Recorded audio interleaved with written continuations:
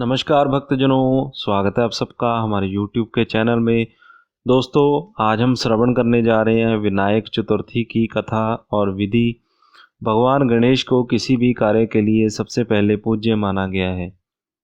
किसी भी शुभ कार्य को करने से पहले श्री गणेश का आवाहन किया जाता है, जिससे वह कार्य बिना किसी दुविधा और संकट के पूर्ण हो जाता है और प्राणी को सभी दुख और तकलीफ से छुटकारा मिलता है।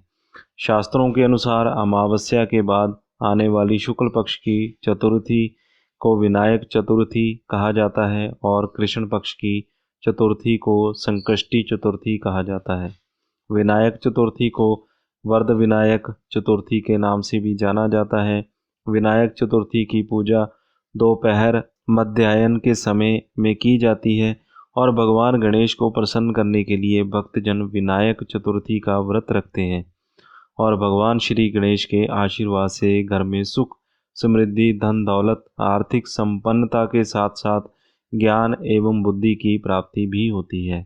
अब हम जानते हैं कि व्रत कथा किस प्रकार है। एक बार भगवान शिव और माता पार्वती नर्मदा नदी के किनारे बैठे थे। समय व्यतीत करने के लिए पार्वती माता ने भगवान शिव से चौपड़ खेलने के लिए कहा।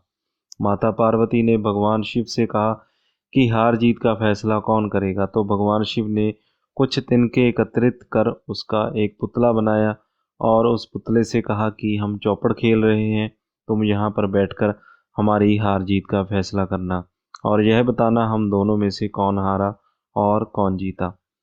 इसके बाद भगवान शिव और माता पार्वती चौपड़ खेलने लगे। यह खेल 3 बार खेला गया और तीनों ही बार माता पार्वती जीत गई। खेल समाप्त हो गया।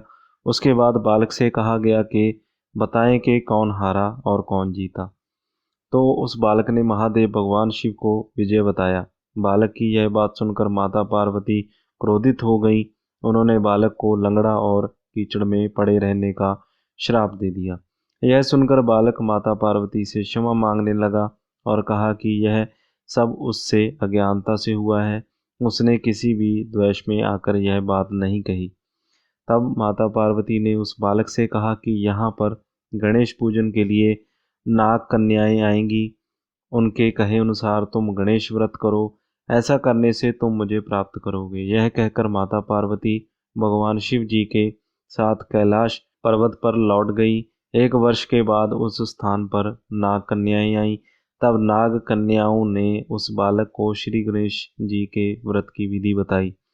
उस बालक ने 21 दिन तक लगातार गणेश जी का व्रत किया। बालक की भक्ति को देखकर भगवान गणेश प्रसन्न हो गए। उन्होंने बालक से कहा कि वह वरदान मांगे। उस बालक ने भगवान श्री गणेश से कहा, हे विनायक, मुझे इतनी शक्ति दीजिए कि मैं अपने पैरों पर चलकर अपने माता पिता के पास कैलाश पर्वत पर पहुंच सकूं और वे यह देखकर प्रसन्न हो।